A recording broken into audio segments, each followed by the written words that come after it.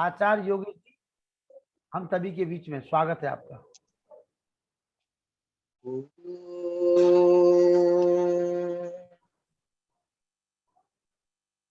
यतो यतः समीहसे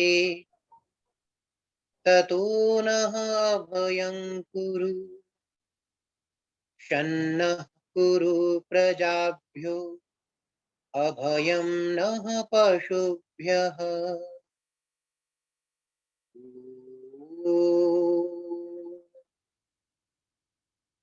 नमः शंभवाय च मयो भवाय च नमः शंकराय च मयस्कराय च नमः शिवाय च शिवतराय च। ओम शांति शांति शांति।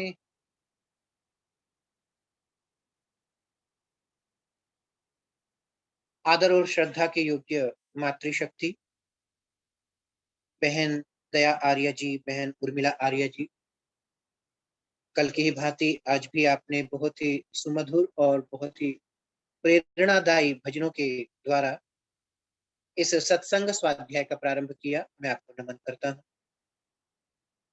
मुनि आर्य तपस्वी जी ने आशीर्वचन के माध्यम से हम सभी का पथ निर्देशित किया, हमें आशीषित किया, जीवन के मर्म को बहुत ही क्षणों में हमारे सम्मुख रखा।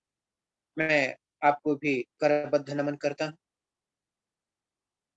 बहुत ही ओजस्वी, कर्मठ और कर्मयोगी माननीय लखन लाल आर्य जी, मुझे लगता है कि आप ऑल ओवर इस चीज के लिए जुड़ गए हैं। पूरे समय जैसी आपकी ऊर्जा और जैसी आपकी तत्परता दिखती है इस बहुत ही महत्वशाली और बहुत ही उपयोगी मंच के निर्माण में। आप लिखते हैं आर्यों का महाकुंभ, और मुझे लगता है कि यह अतिशयोक्ति नहीं है। जिस प्रकार से आपने आर्य समाज के मोतियों को चुन चुन करके हम सब श्रोताओं के लिए एकत्रित किया और हम उनसे ज्ञान अर्जन प्राप्त कर रहे हैं, तो निश्चित ही यह कुंभ से कम नहीं है। मैं आपको भी नमन करता हूँ। इसी के साथ साथ जितने भी भाई, मेरी बहनें, मेरी माताएं और भद्र पुरुष आज के इस आयोजन में अपनी सुविधा के अनुसार जुड़े हैं, आप सबका भी हार्दिक अभिनंदन। भूमिका का प्रयोग न करते हुए मैं स्पष्ट अपने विषय पर आऊंगा। मैं पुनः आपके बीच में अपने विषय को रखता हूं। कल हमने चर्चा की थी आध्यात्मिक प्रस्थान का साधना पथ।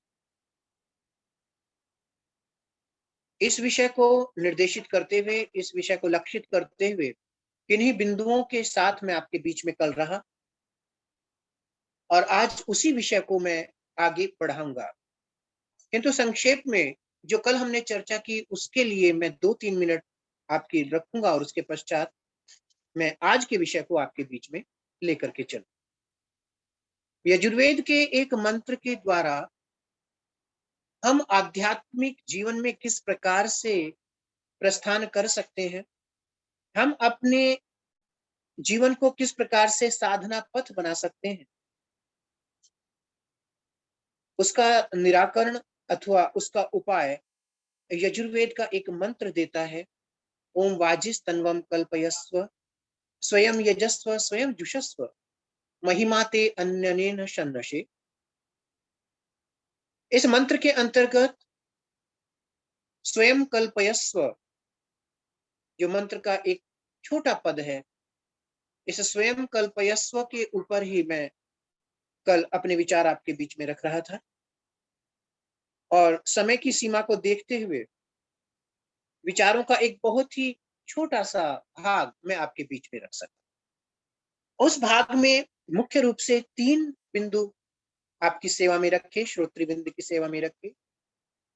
स्वयं को हम किस प्रकार से पुनर्कल्पित कर सकते हैं, कैसे हम से स्वयं को साधना के लिए अनुकूल बना सकते हैं, किस भांति हम उस मार्ग को या उस क्रम को प्रशस्त करें कि हम आध्यात्मिक चर्या, आध्यात्मिक जीवन में प्रवेश कर सकें। उनसे संबंधित 3 बिंदुओं के ऊपर कल मैंने थोड़ी चर्चा की, जिसमें प्रथम बिंदु था स्व अधिगम। हम आध्यात्मिक अथवा नैतिक जीवन में प्रवेश करने के लिए, हम धार्मिक जीवन में प्रवेश करने के लिए अपने तात्कालिक जीवन का अध्ययन करें, निरपेक्ष भाव से, निष्पक्ष भाव से, बहुत ही न्याय संगत स्तर पर हम अपने तात्कालिक वर्तमान जीवन का प्रेक्षण करें। बहुत ही तटस्थता के साथ जो भी प्रशंसनीय है, जो भी त्याज्य है, जो भी ग्राह्य है, उसको देखें और उसको देखते हुए एक एक सूची हम तैयार करें अपने जीवन से संबंधित कर्मों की, कर्मों को प्रेरित करने वाली प्रेरणाओं की, और प्रेरणाओं के पीछे जो वासनाएं, जो अभिवृत्तियां कार्य कर रही हैं, उन सब की भी। और यह सब कर लेने के बाद हम स्वयं को प्रशिक्षित करें कि किस प्रकार से हम नित्य को त्याग सकते हैं, किस प्रकार से हम शुभ को ग्रहण कर सकते हैं। इसके विषय में कल थोड़ी सी चर्चा हुई। इसी का जो तीसरा बिंदु था, स्वप्रबंधन, हमने प्रेक्षण किया। प्रेक्षण करने के पश्चात हम स्वयं को प्रशिक्षित कर रहे हैं। प्रशिक्षण में ही हम स्वयं का जब तक प्रबंधन नहीं करेंगे, तब तक हम स्वयं को प्रशिक्षित नहीं कर सकेंगे। इस विषय पर मैंने कल आपके बीच में अपने विचार रखे, और स्व प्रबंधन के विषय में ही मैं आज अपनी बात आपके बीच में रखने जा रहा हूं। सर्वप्रथम हम स्व प्रबंधन से कुछ समझ लें कि स्व प्रबंधन का अभिप्राय स्वयं को व्यवस्थित करना। यदि आप देखेंगे तो हमारा जो दैनिक जीवन है, वो मोटे मोटे स्तर पर एक रूपरेखा से बंधा हुआ है। प्रातः हम 6 बजे, 7 बजे, 5 बजे, 4 बजे, जितना भी हमें अनुकूल पड़ता है हम उठ जाते हैं, दैनिक दिनचर्याएं करते हैं, प्रातःराश करते हैं। जो जो हमारा कार्य है हम उस कार्य पर जाते हैं, जो व्यवसाय है उसमें चले जाते हैं। दोपहर का भोजन करेंगे, थोड़ा विश्राम करेंगे, सायकाल फिर हम टी ब्रेक लेंगे, सायकाल को रात्रि का भोजन करेंगे, थोड़ा मनोरंजन करेंगे, परिवार के साथ बातें करेंगे, सो जाए। एक यह जीवन। दूसरा, यदि कोई व्यक्ति सामाजिक है तो इसी के बीच में वो थोड़ा थोड़ा समय निकालेगा और सामाजिक जीवन में सामाजिक उत्तरदायित्वों को, सामाजिक कर्तव्यों को भी पूरा करता रहेगा। यदि हम संक्षेप में देखें, यदि हम मैं बहुत सूक्ष्मता की चर्चा ना करूं, यदि हम बहुत ही ऊपरी स्तर से भी देखें, तो यह हमारा पूरा जीवन एक आदर्श पद्धति से मर्यादित नहीं, यह हमारा जीवन पूर्ण रूप से व्यवस्थित नहीं। व्यवस्थित जीवन वह होगा जिसमें हम जीवन से संबंधित जो महत्वपूर्ण चर्या है, जीवन के लक्ष्य से संबंधित जो कार्य हैं, जीवन के उद्देश्य से मैं कह रहा हूं, जीवन के उद्देश्य से संबंधित जो महत्वपूर्ण कार्य हैं, मैं उनके लिए कितना समय, कितना योगदान और कितनी एकाग्रता, कितनी तपस्या कर पा रहा हूं कि नहीं। स्व प्रबंधन में हम अपने जीवन को एक मोटे स्तर पर, उसके पश्चात एक सूक्ष्म स्तर पर, और उसके पश्चात अत्यंत सूक्ष्म स्तर पर व्यवस्थित करेंगे। जब तक जीवन व्यवस्थित नहीं होगा, तब तक मैं पुनः उसी बात को दोहराऊंगा कि हम आध्यात्मिकता को भूल जाएं। हमारा दैनिक जीवन उलझ पुलझ में रहता है, हमारा दैनिक जीवन अस्त व्यस्त रहता है, हमारा दैनिक जीवन स्वयं में तनाव और कष्ट को देने वाला होता है, और कारण यही है कि हम व्यवस्थित नहीं। प्रबंधन का दूसरा अभिप्राय होता है आयोजन, कि जीवन में हम उन उन तत्वों का, उन उन विषयों का विशेष विशेष अवसरों पर और सामान्य दिनचर्या में भी आयोजन करें, उनको अपने जीवन में लेकर के आए, जो हमारे जीवन को शुभता की ओर ले चले, जो हमारे जीवन को उपयोगिता की ओर ले चले, जो हमारे जीवन को श्रेष्ठता की ओर ले चले। तो प्रबंधन स्वयं को व्यवस्थित करें, स्वयं के जीवन में स्वयं के द्वारा कुछ आयोजन निर्धारित करें कि इन आयोजनों में मुझे अपने प्रत्येक दिन की दिनचर्या को रखना ही रखना है। और उसके पश्चात और भी बहुत सारी चीजें हैं, जैसे प्रबंधन का एक अभिप्राय नियंत्रण भी है, प्रबंधन का एक अभिप्राय समन्वय भी है, प्रबंधन में स्वयं को प्रेरित भी किया जाता है, प्रबंधन में स्वयं को निर्देशित भी किया जाता है, प्रबंधन में स्वयं को नियोजित भी किया जाता है। ये सारे बिंदु स्व प्रबंधन से संबंधित। यदि हम आध्यात्मिक जीवन में जाएं, यदि हम धार्मिक जीवन में जाएं, यदि हम सैद्धांतिक जीवन में जाएं, तो इन सब विषयों का प्रयोग करते हुए हमें मुख्य रूप से 3 विषयों को अपने जीवन में अवधारित करना। अब आध्यात्मिक जीवन के लिए किस प्रकार के 3 प्रबंधन मुझे व्यवहार के स्तर पर, विचार के स्तर पर, अभिवृत्ति के स्तर पर, कामना के स्तर पर, संस्कार के स्तर पर लेकर के आने हैं, मैं वो आपके बीच में रखूंगा। और हमें प्रबंधन करना होगा, सबसे पहले हमें प्रबंधन करना होगा निर्भ्रांत। 3 शब्द हैं, 3 प्रबंधन के क्षेत्र हैं, प्रारंभिक क्षेत्र, निर्भ्रांतता, निष्कामता और निर्द्वंद। मैं जीवन में निर्भ्रांत रहूं, मैं जीवन में निष्काम रहूं और मैं जीवन में निर्द्वंद्वित रहूं। कारण, सबसे पहले हम प्रथम बिंदु को देखते हैं, निर्भ्रांतता। जब भी हम धर्म के मार्ग पर चलते हैं, जब भी हम किसी धार्मिक अनुष्ठान के मार्ग पर चलते हैं या कार्य में जुड़ते हैं, जब भी हम सत्संग और स्वाध्याय में चलते हैं, जब भी हम आध्यात्मिक तपचर्या की तरफ चलते हैं, तो उसका जो सबसे बड़ा संबल होता है वह है श्रद्धा। श्रद्धा का बल लेकर के हम धर्म करते हैं, तप करते हैं, संयम करते हैं, सत्संग करते हैं, आध्यात्मिक जीवन में आध्यात्मिक पथ पर अग्रसर। किंतु श्रद्धा के साथ एक समस्या। श्रद्धा, यद्यपि यदि हम शाब्दिक इसका अर्थ देखें तो श्रद्धा, जहां धा यानी बुद्धि भली प्रकार से स्थित हो, यानी जहां विवेक स्थित हो गया, जहां तर्क स्थित हो गया, जहां वैज्ञानिक सोच स्थित हो गई, जहां निर्णय और निष्पक्षता स्थित हो गई, वह श्रद्धा है। किंतु हम दैनिक जीवन में, व्यवहारिक जीवन में, एक सामान्य व्यक्ति के जीवन में जब हम श्रद्धा को देखते हैं तो इन सब चीजों का अभाव दिखता है। श्रद्धा में हम तर्कहीनता को पाते हैं, श्रद्धा में हम ज्ञानहीनता को पाते हैं, श्रद्धा में हम अव्यवहारिकता को पाते हैं, और इन तीनों चीजों के साथ जो श्रद्धा है वो हमें भ्रांति, हमारे भीतर, हमारे मस्तिष्क में भ्रांति को उत्पन्न करती है। भ्रांति यानी भ्रामक।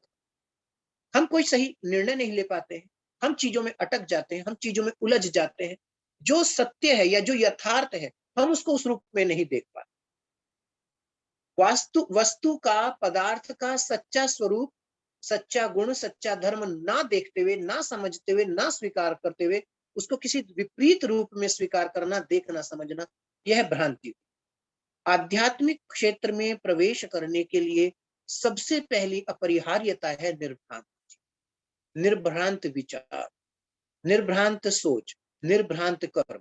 और निर्भ्रांति तब पैदा होगी जब आपकी श्रद्धा सच्ची हो, जब आपकी श्रद्धा में तर्क होगा, आपकी श्रद्धा में व्यवहारिकता होगी, आपकी श्रद्धा में ज्ञान होगा। और इन 3 चीजों के स्तर पर बनी हुई श्रद्धा जब आध्यात्मिक क्षेत्र में जाएगी तो वो स्वतः ही आपके भीतर से जो भ्रांति है उसका उन्मूलन करेगी। वास्तव में भ्रांति हमारे जीवन के अंदर बहुत सारी समस्याएं पैदा करती है। जैसे जो आप अभी सुन रहे हैं, मैं पूर्ण सटीक तरीके से नहीं कह सकता, किंतु जो आप भी सुन रहे हैं, मैं इस चीज के लिए पूर्ण रूप से आश्वस्त नहीं हूं कि यह सुनना आपकी भ्रांति को तोड़ रहा है या नहीं तोड़, या कुछ नई भ्रांतियों को विकसित कर रहा है। भ्रांति हमेशा दो तरफा चलती है। जैसे मैं भोजन करता हूं, उससे मेरी भूख मिट जाती है, किंतु क्या दूसरे समय भूख नहीं लगती? मैं भोजन करता हूं, मुझे, मेरे शरीर को ऊर्जा प्राप्त होती है, किंतु क्या कुछ समय के पश्चात ऊर्जा की आवश्यकता हमारे शरीर को पुनः नहीं मिलती? मैं इस सोफे पर बैठा हूं और इस सोफे पे मुझे बहुत सुख मिलेगा, तो क्या मैं निरंतर कुछ समय तक, कुछ लंबे समय तक बिना करवट बदले, बिना आसन को बदले इस पर बैठूंगा और मुझे सुख मिलता रहेगा? मैं जीवन में जो कर रहा हूं, मुझे उससे निरंतर सुख ही सुख मिलेगा, दुख ना मिलेगा? या जो भी मेरे दुख परिहार के उपाय हैं, उनसे मुझे केवल आनंद या प्रीति मिल पाएगी? वास्तव में हमारा व्यवहारिक जीवन बहुत ही बहुत ही बड़े स्तर पर, बहुत ही अधिक प्रतिशत स्तर पर भ्रांतियों से भरा पड़ा है। हर स्थान पर, हर क्षण, हर कदम पर भ्रांति। भोजन से लेकर के, विचार से लेकर के, संवेगों से लेकर के, आपसी संबंधों से लेकर के, हर स्थान, हर हर संबंध, हर विचार, हर भाव, हर हर नॉलेज भी भ्रांतियों से भरी पड़ी। और जब तक एक जीवात्मा भ्रांत जीवन में रहेगा, जब तक वो जीवन को निर्भ्रांत नहीं करेगा, तो आध्यात्मिकता, जिसको आप वास्तविक आध्यात्मिकता कह सकते हैं, आप उसमें प्रवेश नहीं करेंगे। आप संध्या कीजिए, आप यज्ञ कीजिए, किंतु उसका कोई चमत्कार आपके जीवन में घटित नहीं हो पाएगा। मैं बहुत ही विनम्रता के साथ कह रहा हूं। आप साधु बन जाइए, आपने वस्त्र धारण किए लाल, आपने गेरुआ वस्त्र धारण किए, आप वानप्रस्थ बन जाएं, आपने पीत वस्त्र धारण किए, यह भी कुछ किसी स्तर पर भ्रांति को पैदा करेगी। और जो सन्यास का धर्म है वो आपके बीच में उदित ना हो सकेगा, जो गृहस्थ का धर्म है वो आपके जीवन में उदित ना हो पाएगा।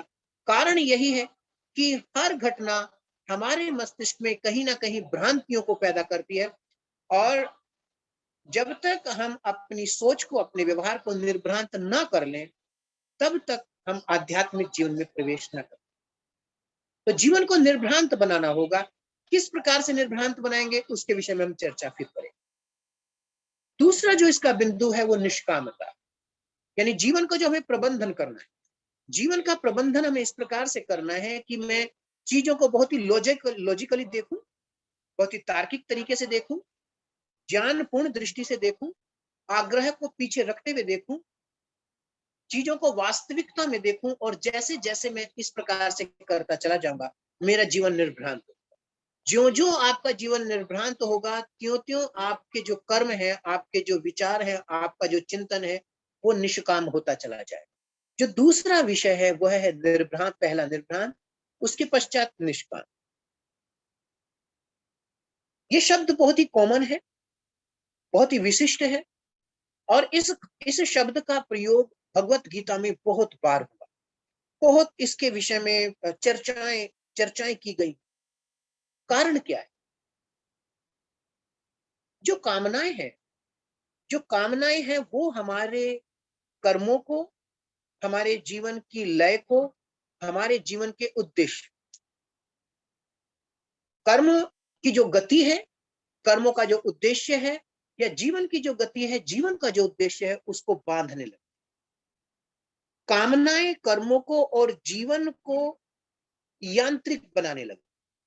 कामनाएं कर्मों और जीवन के बीच में एक एक गम, यानी एक प्रकार की गोंद, एक प्रकार की चिपचिपाहट, एक प्रकार की वासना को पैदा करती हैं, जिसको हम कहते हैं फल, जिसके आश्रित होकर के हम प्रत्येक कार्य करते हैं। व्यक्ति वास्तव में इतना विचित्र है कि यदि उसे नींद ना आए तो वो ना सोए, यदि उसे भूख न लगे तो वो ना खाए, यदि उसको सुख ना चाहिए तो कोई सुख का संसाधन ना करे। व्यक्ति वास्तव में बहुत विचित्र है। प्रत्येक कार्य मनुष्य जीवन में एक एक उद्देश्य से निर्देशित है, और उस उद्देश्य से निर्देशित कार्य को पूरा करने के लिए, या मैं कहूंगा कि उस उद्देश्य को प्राप्त करने के लिए, उस कार्य के अंदर अनेक प्रकार की अधार्मिकताएं, अनेक प्रकार का दुराचरण, अनेक प्रकार का पक्षपात, अनेक प्रकार की कुरीतियां, अनेक प्रकार की गलत टेक्निक्स व्यक्ति स्वभाव रूप से ले आता है। और यदि नाल भी लाए तो वो आने लगती। आध्यात्मिक जीवन में इन सब चीजों का कोई महत्व नहीं है, कोई स्थान नहीं है, कोई आवश्यकता नहीं है। तो जीवन में यदि हमें आगे बढ़ना है, जीवन को यदि हमें आध्यात्मिक क्षेत्र में आगे की तरफ लेके जाना है, तो निर्भ्रांति के पश्चात हमें निष्कामता की ओर जाना पड़ेगा। कामना शून्य जब तक मैं नहीं होऊंगा, और मैं आपको एक बात और बहुत ही विनम्रता के साथ कहना चाहता हूं कि हम आध्यात्मिक जीवन में भी जाते ही है एक बड़े काम, एक बड़ी चाहना के लिए कि देखिए मेरे को जीवन में मैंने बहुत भोग किए, उनसे सुख ना मिला, बहुत विलास किया, उससे तृप्ति नहीं, खूब धन संचय किया, खूब मान और प्रतिष्ठा हुई, उससे भी अहम अहम की भूख जो थी वो शांत नहीं हुई। तो चलो अब मैं माला जपता हूँ, शायद वहां से मुझे आनंद, अब चलो मैं यज्ञानुष्ठान करता हूँ, अब चलो मैं मंदिर जाता हूँ, अब चलो मैं कोई गुरु मंत्र ले लेता हूँ, और वही काम केवल एक्शन के रूप को बदल देता है। वही कामनाएं हमारे कर्मों के रूप को बदल रही हैं, कर्मों के कारण को नहीं बदल। निष्कामता कर्मों के उस कारण को बदल देना है जो कर्मों को बंधन बना देता है। और जब मैं एक उस मार्ग पर जा रहा हूं जहां मुझे मुक्त होना है, तो बंधे हुए कर्मों से मैं मुक्त कैसे हो सकता? मैं स्वयं बंध करके बंधने वाले कर्मों को करता हुआ मुक्त होने की चेष्टा करूं, यह बिल्कुल अप्रायोगिक है, यह बिल्कुल मूढ़ता है। निर्भ्रांति, निष्कामता, और उसके पश्चात है निर्द्वंद। स्वयं को जब हम प्रबंधित करें, जब हम सेल्फ मैनेजमेंट करें, तो इन तीन विषयों पर आपको काम करना, जीवन में निर्भ्रांति को उत्पन्न करना होगा, जीवन में निष्कामता को उत्पन्न करना होगा, और जीवन में निर्द्वंद्विता। द्वंद्व का अभिप्राय है दो विपरीत शक्तियों के बीच में उलझे रहना, सुख और दुख के बीच में उलझे रहना, काम और निष्कामता के बीच में उलझे रहना, मान और अपमान के बीच में उलझे रहना, समस्या और समाधान के बीच में उलझे रहना, उपलब्धि और अनुपलब्धि के बीच में उलझे रहना, इन सब के बीच में उलझा रहना द्वंद्व। यद्यपि शास्त्र ने कहा द्वंद्व सहनम तप, द्वंद्व का सहन ही तप है, किंतु द्वंद्व दो प्रकार से हो, या मैं कहूं द्वंद्व का अपना स्वरूप एक ही है, किंतु मानव की अभिवृत्ति द्वंद्व को दो दिशा में लेके जाती है, नकारात्मक द्वंद्वता और सकारात्मक द्वंद्व।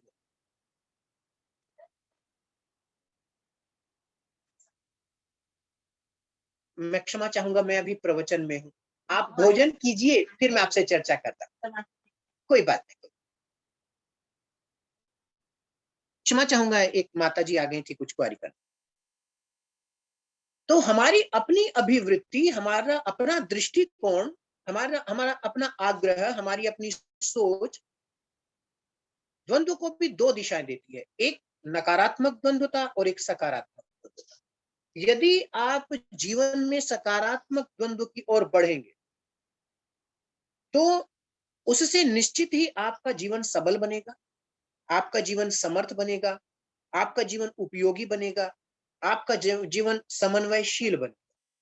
यानी सकारात्मक द्वंद्वता से जीवन में उन्नति होगी, जीवन खिलेगा, और आप प्रतिरोधी शक्ति के स्वामी बनेंगे। जितना जितना द्वंद्व आप सकारात्मक रूप से लेंगे, उस द्वंद्व से आपको कष्ट प्राप्त हो। ये मैं बहुत ही मैं ये तो नहीं कहूंगा बहुत विशेष बात है, किंतु ये विषय मुझे बहुत प्रिय है। सकारात्मक द्वंद्व आपके जीवन में कष्ट को लेकर के आए, और कष्ट हमेशा उपलब्धि में परिवर्तित। सकारात्मक द्वंद्व आपके जीवन में सहिष्णुता को लाएगा, पुरुषार्थ को लाएगा, कर्मठता को लाएगा, दृष्टि को लाएगा, और समाधान करने की शक्ति को लाएगा। आप स्वयं ही समाधान बन जाएंगे, समस्या न रहे। किंतु जब हम अपने दृष्टिकोण से द्वंद्व को नकारात्मक रूप से लेने लगते हैं, तो हम स्वयं में समस्या बन जाते हैं। और वो द्वंद्व जो नकारात्मक द्वंद्व है, वो हमारे बीच में उलझन को पैदा करेगा, अनिर्णय को पैदा करेगा, अशांति को पैदा करेगा, हिंसा को पैदा करेगा, किम कर्तव्य विमूढ़ता को पैदा करेगा, और बड़ी बात दुख को पैदा। जो मैं संक्षेप में कहना चाहता, मैंने निवेदन तो ये कहा कि आपको निर्द्वंद्व होना है, किंतु आप निर्द्वंद्व कैसे हो सकते हैं? इसके लिए उपयोगी है कि आप नकारात्मक द्वंद्व से मुक्त हो जाएं और सकारात्मक द्वंद्व में रहें। निर्द्वंद्व का अभिप्राय यह है कि द्वंद्व का वह स्वरूप जो आपको बांधे ना, जो आपको दुख ना दे। जब हम सकारात्मक द्वंद्व में होते हैं, तो हम कष्ट पाते हैं, और जैसा कि मैंने आपसे निवेदन किया कि कष्ट का परिणाम हमेशा उपलब्धि है, कष्ट का परिणाम हमेशा पुरस्कार है, कष्ट का परिणाम हमेशा वैभव। और जब हम नकारात्मक द्वंद्व में होते तो वहां पर नकारात्मक द्वंद्व दुख को पैदा, ये बड़ा अंतर। सकारात्मक द्वंद्व, नकारात्मक द्वंद्व, एक की उत्पत्ति कष्ट है और कष्ट की उत्पत्ति ऐश्वर्य है। नकारात्मक द्वंद्व की उत्पत्ति दुख है और दुख की उत्पत्ति अशांति है, पीड़ा है और अनैश्वर्य है, अधर्म है। इस प्रकार की जो नकारात्मक शक्तियां हैं वो, प्रथम हमें द्वंद्व के सही स्वरूप को समझना होगा, जानना होगा। अपने मस्तिष्क को, अपने व्यवहार को द्वंद्व के सम्मुख खड़े रहने के लिए, प्रतिरोधी ताकत को बनाए रखने के लिए उसके सकारात्मक स्वरूप को स्वीकारना होगा और वैसी क्रियाएं करनी होगी।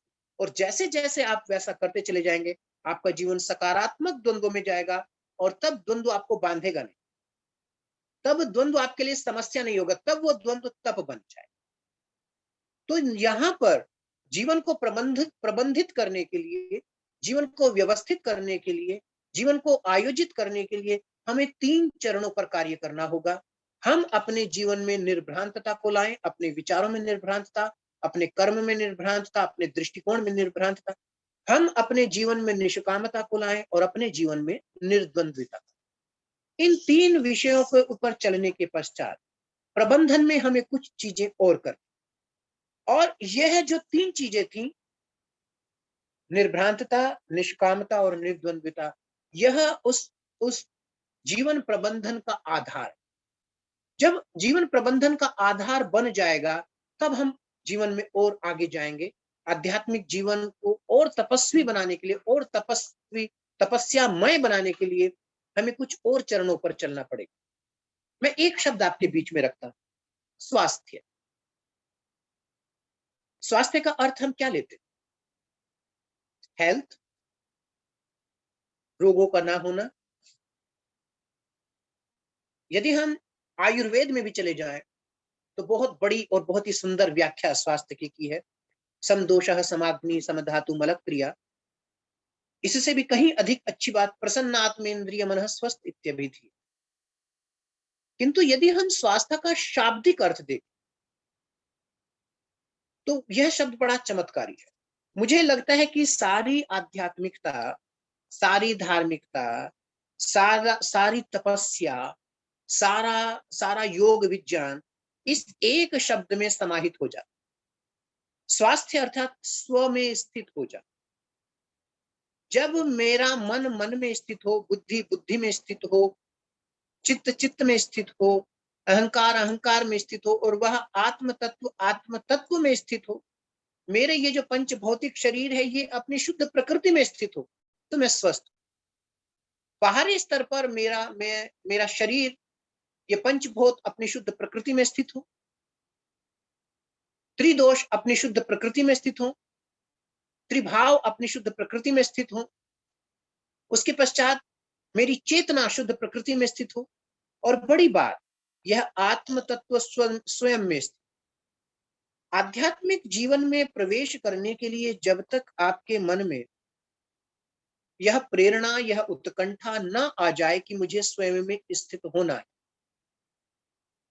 तब तक हम जो वास्तविक आध्यात्मिक जीवन है उसमें हम प्रवेश नहीं कर पाए। स्वास्थ्य का अभिप्राय है स्वतत्व में स्वतत्व की स्थिति। जो स्वतत्व है, जो आत्म तत्व है, अब वह जो अपने करण है, मन है, बुद्धि है, चित्त है, अहंकार है, अंतःकरण है, अंतःकरण अन्य विषयों, इंद्रियों के माध्यम से, इंद्रियां विषयों के माध्यम, जो परिस्थित हो रहा है, जो स्वस्थित नहीं है, जो अन्य स्थित है, जो परस्थित है। एक बड़ा बिंदु है स्वास्थ्य, स्वयं में स्थित होना। और स्वयं में स्थित होने के भी 4, मैं कहूंगा कि 4 स्टेप, 4 चरण हैं। यदि हम उन चरणों का प्रयोग करेंगे तो हम धीमे धीमे स्वयं में स्थित होने लगेंगे। जो जो हमारे भीतर स्वयं में स्थित होने की चेतना जागृत होगी, त्यों त्यों हम अधि आत्मनि, अपने आत्मा के करीब होते चले जाएंगे। वो 4 चरण है निर्मलीकरण। मैं स्वयं को निर्मल बनाऊं, अपनी शारीरिक प्रकृति को निर्मल बनाऊं, क्योंकि यह शरीर ही आध्यात्मिक जीवन में जाने का सबसे पहला और सबसे सशक्त माध्यम। शरीर माध्यम खलु धर्म साधन, शरीर के द्वारा ही समस्त धर्मों को प्राप्त किया जा सकता है। निर्मलीकरण, निरोधीकरण, उन्मुक्तिकरण और प्रत्यावर्तन, ये 4 स्टेप हैं और इन 4 स्टेपों का प्रयोग करते हुए हम स्वस्थ हो सकते हैं। मैं इस विषय में ज्यादा चर्चा नहीं करूंगा, किंतु इसका जो दूसरा स्तर है आत्म परिष्कार, मैं इस पर थोड़ा सा आपसे आपका थोड़ा समय लेना चाहूंगा। आत्म परिष्कार आध्यात्मिक जीवन में प्रवेश करने का सबसे महत्वपूर्ण कारक है। साधना पथ पर, या मैं कहूंगा कि आध्यात्मिक जीवन की साधना का यह सबसे बड़ा संबल है, आत्म परिष्कार। आत्म यानी स्वयं, उसमें केवल आत्मा ना ले, इसका बड़ा व्यापक अर्थ है। और परिष्कार का अभिप्राय है शुद्ध कर देना, शोधित कर देना, निर्मल बना देना, धुल देना। एक सामान्य सा उदाहरण हम अपने जीवन में देखें कि जब तक एक पात्र गंदा है, भले ही उसमें हम कोई भोज्य पदार्थ रख दें, उस भोज्य पदार्थ की कोई उपयोगिता उस पात्र में नहीं, और उस भोज्य पदार्थ के रख देने से भी उस पात्र में कोई निर्मलता नहीं आ जानी, अपितु उस पात्र की मलिनता उस भोज्य पदार्थ को भी मलिन बना दे। आत्म परिष्कार बहुत ही महत्वपूर्ण कारक है, और इस आत्म परिष्कार के भी मैं कहूंगा कि 4 अंग है। सबसे पहला और सबसे महत्वपूर्ण अंग है भाव रेच। हमें मलिन कौन बना रहा है, वह कौन सा ऐसा तत्व है जो हमें मलिन कर रहा है? तो मैं निवेदन करूंगा कि हमारी भावनाएं। हमारी भावनाएं हमें सबसे पहले मलिन बनाती हैं, और जो जो हमारा मस्तिष्क मलिन बनता है, उसकी प्रतिछाया हमारे चिंतन पर आती है, हमारे व्यवहार पर आती है।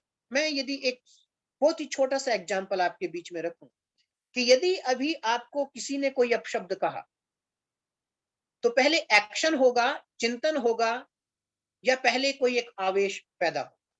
आप विचारें।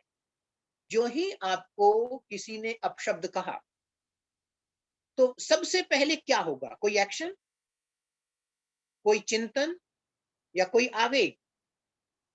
निश्चित ही सबसे पहले सर्वप्रथम मस्तिष्क में एक आवेग आएगा, क्रोध का। क्रोध एक भाव, यानी किसी भी प्रतिक्रिया या किसी भी क्रिया के द्वारा आने वाला जो आवेग है, आने वाला जो भाव है, वह सबसे पहले हमारे मन को, हमारे मस्तिष्क को, हमारी इंद्रियों को, हमारे कर्मों को मलिन बनाने का आदि कारण। यदि मैं भाव रेचन करना प्रारंभ करूं, तो उसके पश्चात मेरा चिंतन, मेरा विचार, मेरा एक्शन और मेरा रिएक्शन, ये सब स्वयं ही निर्मल होने लगेंगे।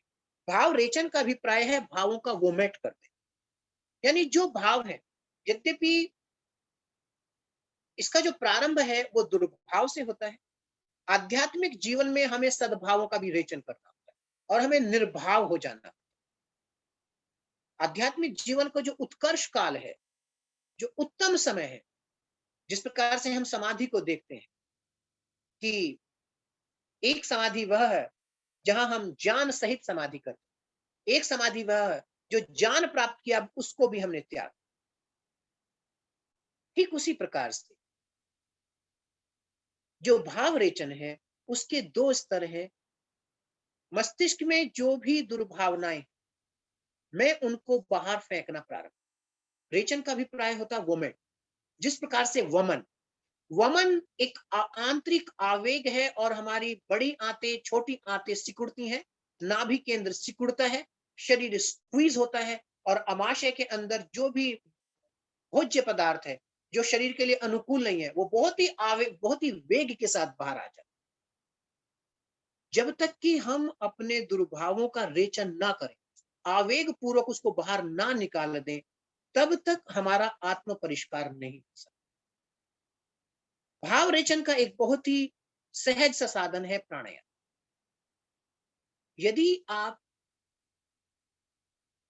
भस्त्रिका प्राणायाम का प्रयोग करते हैं, यदि आप कपालभाति क्रिया का भी प्रयोग करते हैं तो मुझे लगता है कि आप भाव रेचन की प्रक्रिया को सहजता से हस्तगत कर पाए।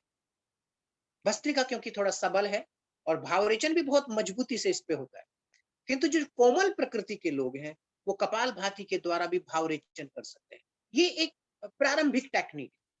कारण यह है कि हमारे मस्तिष्क का, या मैं और संक्षेप में जाऊं तो हमारे भावों का और हमारे श्वास का बहुत ही निकट का संबंध। जो ही आपके भाव उग्र होते हैं, आप देखते होंगे कि आपका ब्रेथ, आपका श्वास उथला होने लगता है, श्वास की गति बढ़ने लगती है। और जो जो आपका श्वास शांत होता है, क्यों, तो आप देखते होंगे कि आपके विचार और आपके भाव भी शांत, सहज और प्रशामक होने लगते हैं, उग्र नहीं रहते। तो श्वासों की उग्रता भावों को उग्र करती है, भावों की उग्रता श्वासों को उग्र करती है। तो यदि हम श्वासों को संयमित करें, श्वासों को लयबद्ध करें, तो हम भाव रेचन के प्रयोग को प्रारंभिक स्तर पर, ये अंतिम उपाय नहीं है, ये एक बहुत ही प्रारंभिक टूल है जिसके माध्यम से आप भाव रेचन कर सकते। तो भाव रेचन के द्वारा हम आत्म परिष्कार करेंगे, आत्म परिष्कार के द्वारा हम स्वयं स्थापित होंगे, और जो जो हम स्वयं स्थापित होंगे, हम आध्यात्मिक जीवन में प्रगति करेंगे। जब तक हम पर में स्थापित होंगे, हम अपने भीतर जा ही नहीं सकते। एक सामान्य सा दृष्टांत यदि आप समझें, यदि मेरी दृष्टि बाहर देख रही, तो मेरा संबंध और मेरा रस भोग बाह्य पदार्थों से, जब तक कि मेरी दृष्टि भीतर न देखे, तब तक मेरा भीतर के साथ संबंध नहीं हो सकता है और मैं भीतर के तत्वों का रस भोग नहीं कर सकता। उसके लिए भाव रेचन, भाव रेचन के पश्चात है तपो और ज्ञान अर्जन। कारण, नीति शास्त्र ने यह कहा, विद्या तपोभ्याम भूता, कि विद्या और तप से ही भूत आत्मा जो है वो शुद्ध होती है। मैं अभी ऐसी बात आपके बीच में नहीं रख रहा हूं, या उस बिंदु पर मैं आपके बीच में नहीं जा रहा हूं कि किस प्रकार से आत्मा का कल्याण हो गया, किस प्रकार से यह आत्म तत्व स्वयं को उपस्थित हो जाए। मैं अभी केवल उन बिंदुओं पर चर्चा कर रहा हूं कि किस प्रकार से आत्मा स्वयं को प्राप्त करने के लिए सक्षम हो सकती। विद्या तपोभ्याम भूतात्मा शुद्धति, आत्म परिष्कार का प्रथम स्तर था भाव रेचन, जो हमारी इथर काय को, यानी पदार्थ शरीर को शुद्ध करेगा। तप और ज्ञान आत्म परिष्कार का दूसरा उपाय। जितना जितना आप तप करेंगे, जितना जितना आप ज्ञानार्जन करेंगे, उतना उतना या उस स्तर पर आप आत्म परिष्कार के सन्निकट जाए। एक बहुत महत्वपूर्ण बिंदु है जो मुझे अपने व्यक्तिगत जीवन में बहुत ही प्रभावित करता है, और उस बिंदु से मुझे बहुत संबल मिलता है। और आत्म परिष्कार का वह बिंदु है एकांत से। भीड़ में मैं बैठूं, कोलाहल में मैं बैठूं, शोर शराबे में मैं रहूं, उलझनों में, बंधनों में, परेशानियों में मैं रहूं, और संगठन के बीच में मैं रहूं, तो निश्चित मैं बाहर की ओर बढ़ता हूं, निश्चित मैं बाहर की ओर बढ़ता हूं, निश्चित मैं बाहर की ओर बिखरता हूं। तो मैं बढ़ता हूं, बिखरता हूं, और जो जो मैं बाहर की ओर बटूंगा, बढ़ूंगा, बिखरूंगा, त्यों त्यों मैं स्वयं से अछूता होता चला जाऊंगा। एकांत सेवन एक ऐसी तकनीकी है, एक ऐसी विधा है, जो मुझे मेरे समीप लाने का सबसे बेहतर और सर्वोत्तम उपाय। इस प्रयोग का अभ्यास, इस तकनीक का प्रयोग मैंने अपने जीवन में एक बहुत लंबे स्तर तक किया, और इसका बहुत ही सुखद परिणाम आया। कारण क्या है? एकांत का अभिप्राय अकेले हो जाना नहीं, कि आप अकेले हो जाए। एकांत का अभिप्राय है, क्योंकि आपने बहुत से ऐसे लोग देखे होंगे जो भीड़ में भी अकेले होते हैं, और बहुत से ऐसे लोग जो अकेले में भी, एकांत में भी अकेले नहीं रहते। जो ही वो एकांत में बैठते हैं, तो सारी दुनिया उनके मस्तिष्क में एकत्रित हो जाती। प्राकृतिक चिकित्सा में एक सिद्धांत है अपने मस्तिष्क को बलवती बनाने का, आत्मबल को प्रकृष्ट बनाने का। वह है आकाश तत्व सेवन, कि हम आकाश तत्व का सेवन करें। बड़ी अजीब बात है, आप उस चीज को खा सकते हैं जिसका कोई आकार हो, जिसका कोई रस हो, जिसका कोई रूप हो, जिसका कोई रंग हो। आकाश का ना कोई रूप है, ना कोई रंग है, ना कोई आकार है, कैसे हम आकाश को खाएंगे? आकाश यानी जहां पर कोई तत्व नहीं, तत्वहीनता, कोई पदार्थ नहीं। जितना जितना हम अपने मस्तिष्क से पदार्थ को, तत्व को, स्मृतियों को, विचारों को धीमे धीमे दूर करेंगे, हम उतने उतने उतना उतना हम एकांत सेवन कर पाएंगे। अकेला नहीं, एकांत, जहां केवल आप रह जाए, एकमात्र जहां रह जाए वह एकांत। यदि भीड़ साथ में जाए तो फिर आप भीड़ में ही रहें, फिर आप एकांत में न जाए, क्योंकि वह एकांत ज्यादा खतरनाक हो जाए। तो आत्म परिष्कार का एक बहुत ही अच्छा उपाय है एकांत सेवन। एकांत सेवन का जितना अधिक आप प्रयोग करेंगे, जितना अधिक आप प्रयोग करेंगे, उतना उतना आप अपने स्तर पर स्वयं के सन्निकट जाएंगे, स्वयं को समझेंगे, स्वयं को देखेंगे, स्वयं को अनुभव करेंगे और स्वयं को सुन पाएंगे। मैं आज ही पढ़ रहा था सत्यार्थ प्रकाश का प्रथम समोल्लास, और महर्षि दयानंद कहते हैं कि प्रत्येक आत्मा सत्य और असत्य को स्वाभाविक रूप से ग्रहण करता है। अस्वाभाविक नहीं, स्वाभाविक रूप से ग्रहण करता है, स्वाभाविक रूप से चाहता है। अभिप्राय यह है कि आत्मा का नैसर्गिक प्राकृतिक आकर्षण सत्य के प्रति है। हमें इतना भर करना है कि जिस असत्य को हम ओढ़ करके बैठे हैं, हम उस चादर को उतार के फेंक। कुछ बहुत बड़ा प्रयास नहीं, केवल असत्य को यदि मैं उतार के फेंक दूं तो आत्मा स्वयं ही सत्य के साथ चिपक जाएगी। हम कर उल्टा रहे हैं। मैं सत्य को पकड़ने की कोशिश कर रहा हूं बिना अपनी मुट्ठी को खोले। मुट्ठी में असत्य है, मुट्ठी में राग है, मुट्ठी में द्वेष है, मुट्ठी में अज्ञान है, और बंद मुट्ठी से मैं जान को पकड़ने की कोशिश कर रहा हूं। एकांत सेवन ऐसा ही है कि मैं शांत बैठूं, एक निर्धारित स्थान पर बैठूं और निर्विषय होने का प्रयास करूं। यद्यपि प्रयास स्वयं में एक प्रयास, निर्विषयता का प्रयास भी एक प्रयास है। ये अपने आप में बहुत ही जटिल प्रक्रिया है, किंतु धीमे धीमे साधना के माध्यम से हम इसकी ओर जा सकते हैं।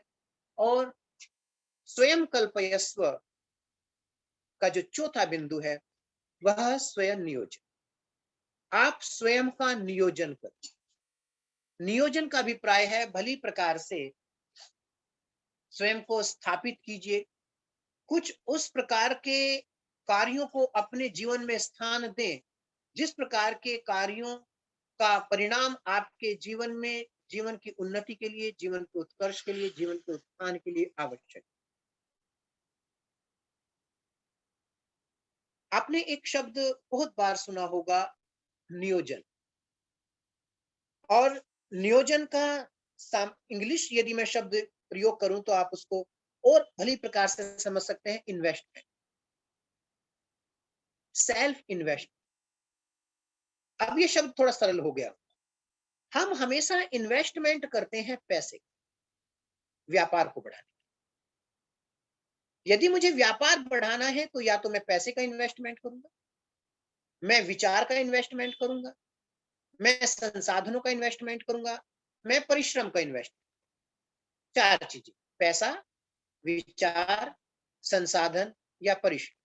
इन चारों चीजों को इन्वेस्ट किए बिना मैं व्यापार में प्रगति नहीं कर सकता, मैं भौतिक जीवन में प्रगति नहीं कर सकता। तो क्या पैसे के इन्वेस्टमेंट से मैं आध्यात्मिक जीवन में प्रवेश कर सकता हूं? बहुत से ऐसे लोग हैं जो बड़े बड़े याग का आयोजन करते हैं, याग में अपने पैसे को इन्वेस्ट करते हैं, और मैं बहुत नम्रता के साथ कहूंगा कि वो एक बड़े अहंकार को वापस लेकर के जाते हैं। वो बड़ी बड़ी मालाओं के साथ वापस जाते हैं, और उन मालाओं की जो गंध है वो उनके कॉलर को थोड़ा उठा करके रखती है। उनका जो जय जयकार है वो उनके भीतर किसी किसी प्रकार की एक मैं किस प्रकार का शब्द यूज करूं, एक प्रकार की बादलों की जैसे घुमड़ होती है, बादल घुमड़ घुमड़ के ऊपर उठते हैं, उस प्रकार की स्थिति पर। आध्यात्मिक जीवन में प्रवेश करने के लिए हमें स्वयं का इन्वेस्टमेंट करना, स्वयं का इन्वेस्टमेंट, स्व का इन्वेस्टमेंट, स्वकीय का नहीं। जो मेरा है उसका इन्वेस्टमेंट करके आप आध्यात्मिक जीवन में नहीं जा सकते, क्षमा चाहूं। स्वयं का इन्वेस्टमेंट करके आप जा सकते हैं। और उस स्व की भी दो स्थितियां हैं। पहला, वो करण, जिन करणों को इन्वेस्ट करके आप स्व के करीब जाएंगे और उसके पश्चात फिर स्व का ही करना होगा। इसलिए योग शास्त्र में, वेद में, आप जितने भी मेरे भाई बहन यज्ञ करते होंगे,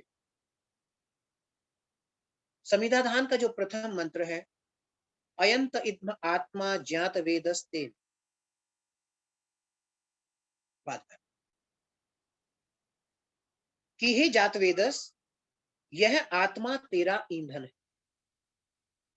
हम इस प्रार्थना के साथ प्रथम समीधा अर्पित करते हैं और इसी प्रार्थना के साथ, मंत्र लंबा है, इसी प्रार्थना के साथ हम पंचघृताहुति अर्पित करते हैं। हे जात वेदस, यह आत्मा, इस आत्मा को मैं तुझ यज्ञ रूप प्रभु को ईंधन रूप में अर्पित करता हूं।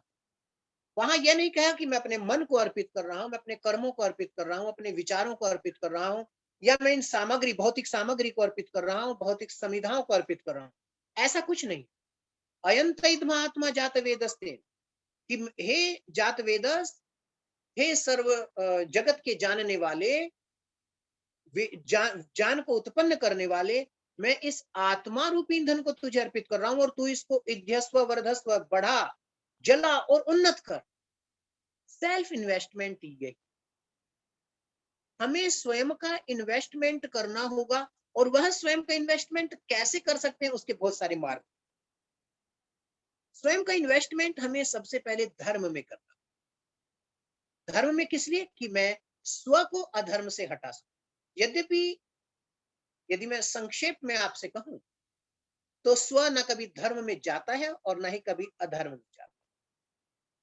वो इससे निर्लिप्त, वो इससे अलिप्त नहीं है, वो इससे दूर है। उसके कारण यानी मन, बुद्धि, चित्त, अहंकार, ये सब चीजें जाती हैं और आत्मा उनके पीछे बैठा हुआ इनके द्वारा सुख दुख अनुभूत करता रहता है। इच्छा, द्वेष, प्रीति, अप्रीति, वो सारी चीजें। किंतु इन करणों का इन्वेस्टमेंट स्व करे और स्व फिर स्वयं उसमें बैठे। सर्वप्रथम धर्म के अंदर जब स्व इन्वेस्टमेंट होगा, स्व का नियोजन होगा, तब आप आध्यात्मिक चर्या की तरफ बढ़ पाएंगे। और यदि आप अपने का इन्वेस्टमेंट करते रहेंगे तो आप नहीं बढ़ेंगे, माफ कीजिए, तब आपका बढ़ेगा। और जो आपका है तो वो जान और सत्य से बिल्कुल अलग है, वो यथार्थता से बिल्कुल अलग है, वो व्यवहारिकता के करीब हो सकता है किंतु शाश्वतता से बिल्कुल अलग। आपका यदि इन्वेस्ट हो रहा है तो आपका बढ़ेगा, आप यदि इन्वेस्ट हो रहे हैं तो आप बढ़ेंगे। अब निर्णय हमें यह करना है कि हमें आपका बढ़ाना है या हमें स्वयं बढ़ाना। यदि मुझे स्वयं बढ़ना है तो मुझे स्वयं को इन्वेस्ट करना, तभी फल मुझे प्राप्त होगा। धर्मोपार्जन, या मैं कहूंगा धर्म परायणता में मैं स्वयं का इन्वेस्ट करूं। और भी बहुत सारे हैं, यद्यपि जो पहला इन्वेस्ट है वो है पुरुषार्थ। आत्मा स्वयं को पुरुषार्थ में इन्वेस्ट कर, और पुरुषार्थ के अलग अलग स्तर हैं। पहला धर्म है, दूसरा अर्थ है, तीसरा काम है, चौथा मोक्ष है। वो बहुत बहुत लंबा हो जाएगा। पर पहला जो इन्वेस्ट है वो पुरुषार्थ। उद्यानम ते पुरुषा ना अवयान, ये वेद का वाक्य है। और उसने यह कहा कि जो पुरुषार्थी है वही इस भवसागर को पार कर पाता। आत्मा जब पुरुषार्थ में इन्वेस्ट करेगा तो उसके अंदर संबल आएगा, बल आएगा, वो सशक्त होगा, वो समर्थ होगा।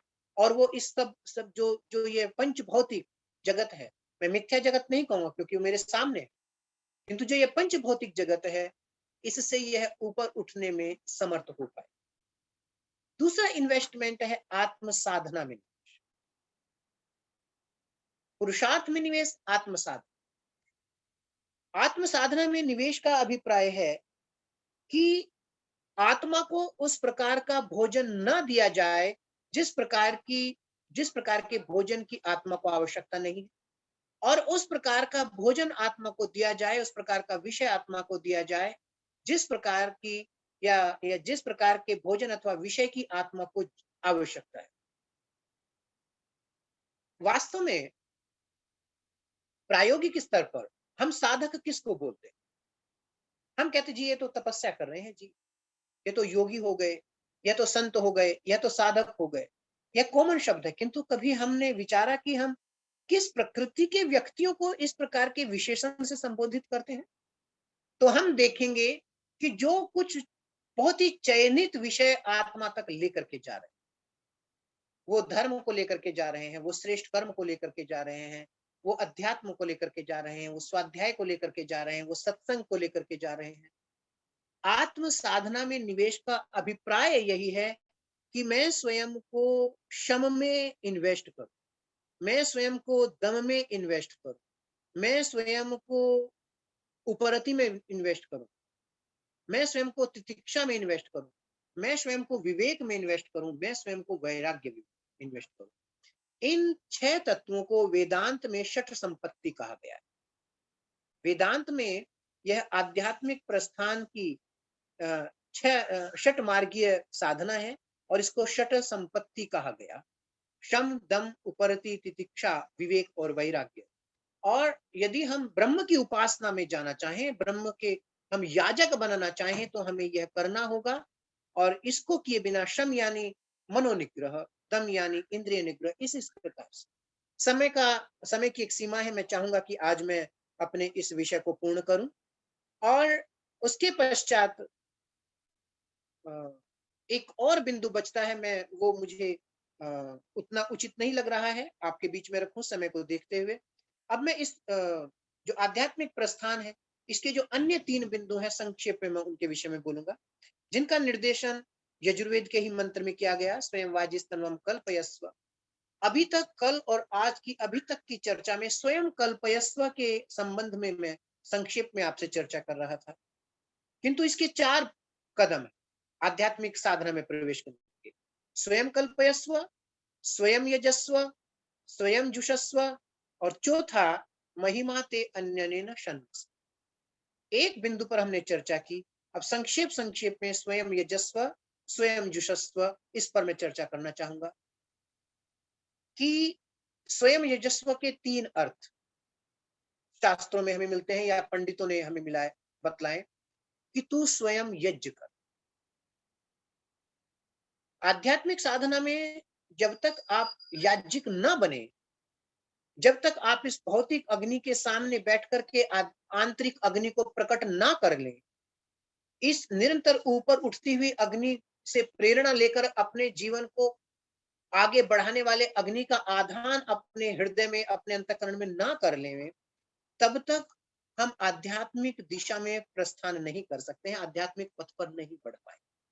स्वयं कल्पयस्व के 3 स्तर। मैं स्वयं भौतिक यज्ञ करूं, भौतिक यज्ञ, किंतु मैंने अपने एक छोटे से जीवन में बहुत ही व्यवहारिक स्तर पर एक चीज देखी है कि बहुत से याज्ञिक अब यज्ञ को बहुत ही निरस भाव से करते हैं। वो टिके हुए हैं कि मुझे यज्ञ करना है, किंतु यज्ञ उनके जीवन में किसी चमत्कार को करता हुआ नहीं दिखता। यज्ञ उनके जीवन को ऊपर उठाता हुआ नहीं दिख पा रहा, और उसका कारण है कि वो भौतिक यज्ञ बहुत ही भौतिक स्तर पर करते।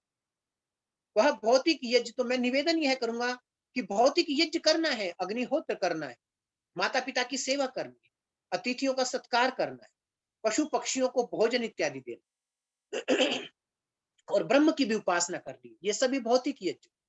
इन भौतिक यज्ञों को मैं आत्म चेतना के साथ, आत्म भावना के साथ उनको प्राणवान करके यदि करूं, तब मैं आध्यात्मिक यज्ञ की ओर बढ़ पाऊंगा। और जो स्वयं कल्पयस्व का दूसरा अर्थ है, वह भौतिक यज्ञ से आगे बढ़ने का है, और वह है अध्यात्म याग। गीता में, और न केवल गीता में अपितु उपनिषदों में इस प्रकार की चर्चा आई है कि स्वयं का स्वयं के द्वारा यजन कर, इस आत्मा को आत्मा की अग्नि में ही झोंक। गीता का एक बहुत ही सुंदर सा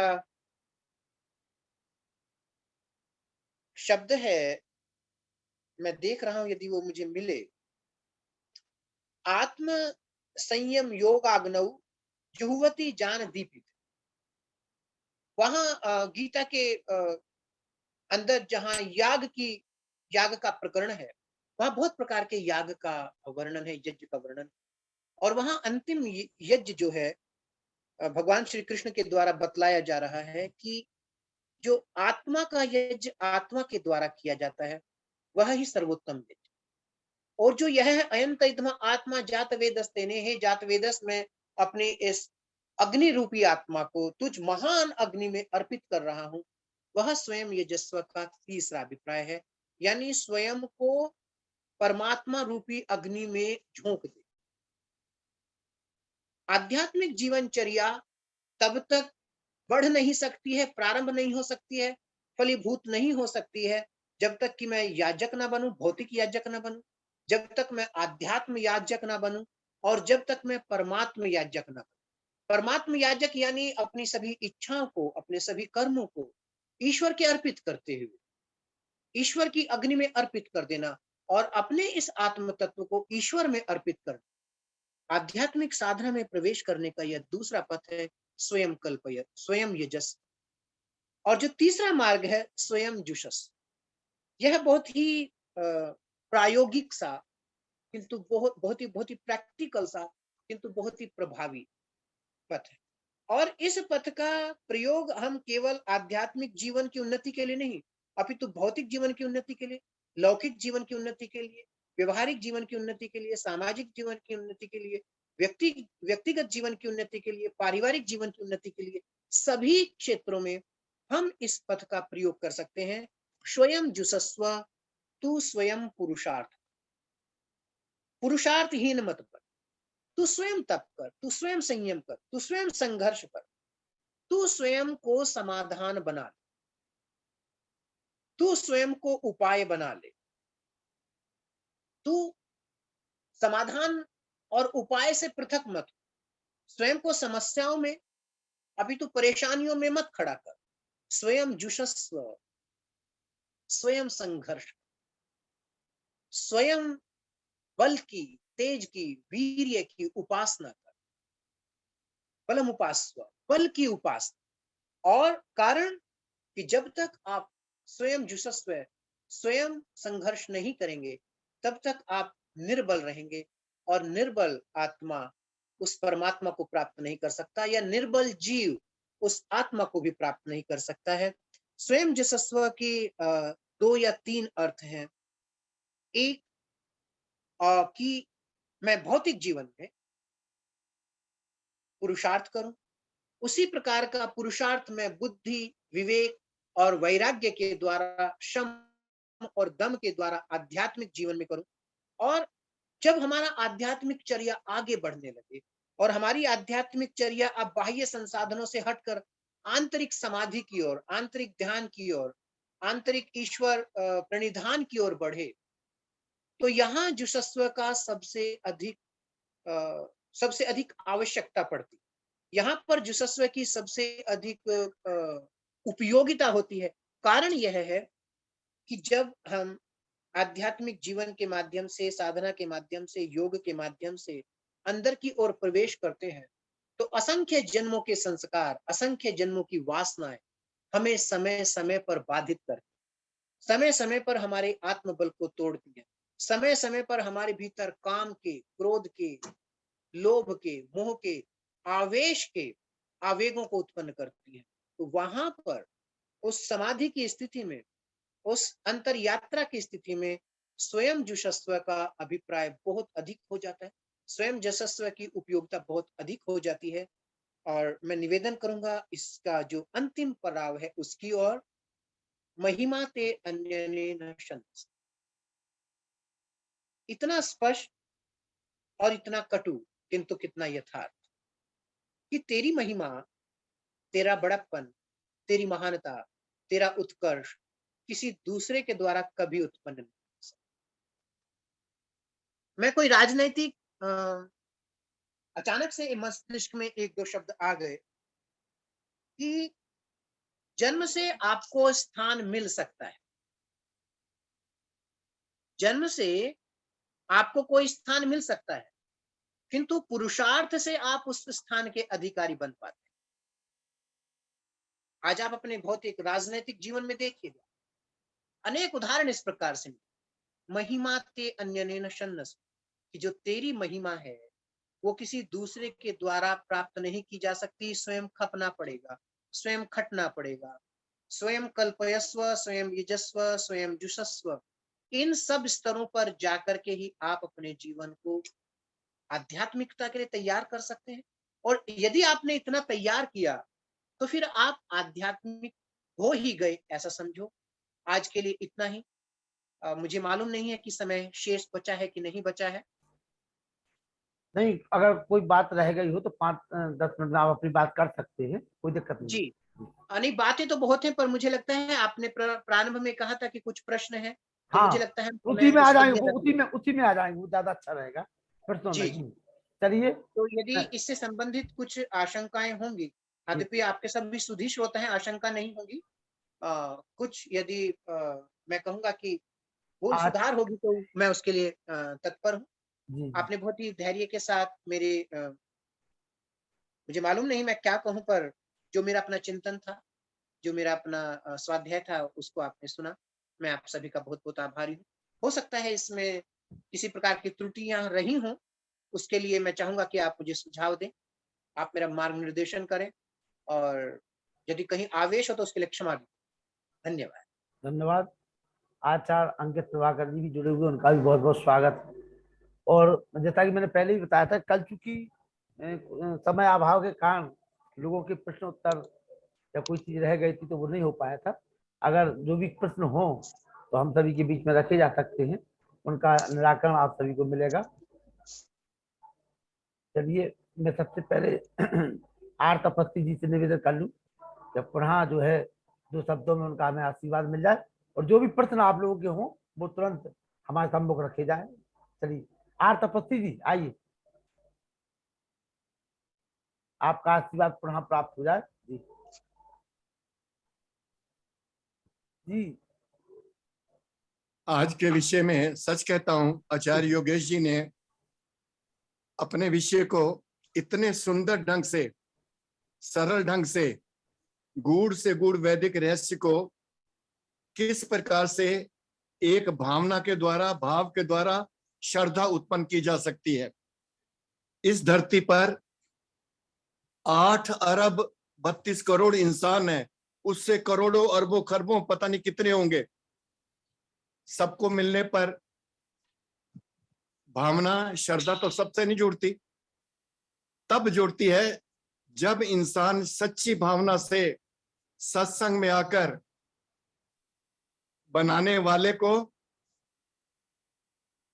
चलाने वाले को और भेजने वाले को जानने का प्रयास करता है कि बनाया किसने है, who created, why created and how created, और उस क्रिएशन को चला कौन रहा है, और उस चलाने वाली शक्ति को भेजने वाला कौन है।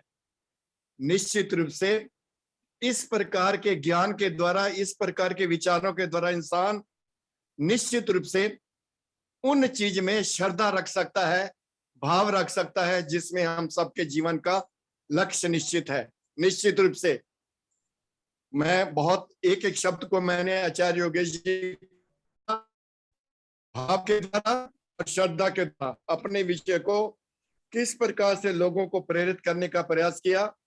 यदि इस प्रकार का श्रद्धे आपको मैं साधुवाद देता हूं, आप निरंतर कितने लंबे समय से इस कार्यक्रम को इतनी श्रद्धा के साथ जोड़ रहे हैं, और आपके साथ हजारों लाखों देश विदेश से जुड़ भी रहे हैं, और आपके प्रति श्रद्धा सुमन भी अर्पित करते हैं, और आपको साधुवाद भी देते हैं, और आपको बधाई भी देते हैं। तो मैं निश्चित रूप से प्रभावित हुआ हूं और साधुवाद देता हूं आचार्य योगेश जी को, जिन्होंने इस गूढ़ विषय को किस प्रकार से स्तुति, प्रार्थना, उपासना के द्वारा किससे श्रद्धा जुड़ती है, जिसमें हम सबके जीवन का लक्ष्य निश्चित होता है। इन्हीं शुभकामनाओं के साथ आप सभी सुनने वाले को और आचार्य जी को हृदय से आभार, साधुवाद और नमन। ओम शांति शांति शांति। अनिल कुमार नरोला जी। जी जी नमस्कार लखन जी। नमस्ते जी, नमस्ते जी। आचार्य तपस्वी, आचार्य श्री ऋषि तपस्वी जी, आचार्य योगेश जी, लखन जी, पुरुषोत्तम मुनि जी और बहन जी जिन्होंने भजन गाए हैं, उन सबका मैं बहुत बहुत स्वागत करता हूं और बहुत बहुत धन्यवाद है इनका। इन्होंने इतने गूढ़ विषय को आज इतना अच्छे ढंग से प्रस्तुत किया। वाकई बड़ा उत्कृष्ट भाषण था आचार्य योगेश जी का। मुनि तपस्वी जी ने भी जो आशीर्वाद दिया और जो उनको साधुवाद दिया, वाकई वो उसी के लायक है। और मुझे लगता है कि हालांकि आचार्य योगेश जी के पास अभी कहने को बहुत कुछ है, लेकिन समय की लिमिटेशन के कारण बहुत ज्यादा आगे उन्होंने समय आगे आगे आगे समय फिरते रहेगा, तो जो बच्चे रहेंगे चीजें वो आगे फिर आ जाएंगे, आप चिंता ना जी करें। आगे भी आता रहेगा। योगेश जी और भी यही इन्होंने है, हम भी यही हैं जी। जीवन के लक्ष्य, लाइफ का मैनेजमेंट, धर्म, पुरुषार्थ, स्वास्थ्य, आत्म साधना के बारे में जितना विस्तार से बताया और जितना स्किलफुली बताया है, वो वाकई उत्कृष्ट था। और उसका मुझे लगता है कि अगर हम उसको थोड़ा भी पालन करें तो उसका बहुत बड़ा लाभ उठाया जा सकता है। आचार्य जी और आप लखन जी का बहुत बहुत धन्यवाद। धन्यवाद अनिल नरोला जी।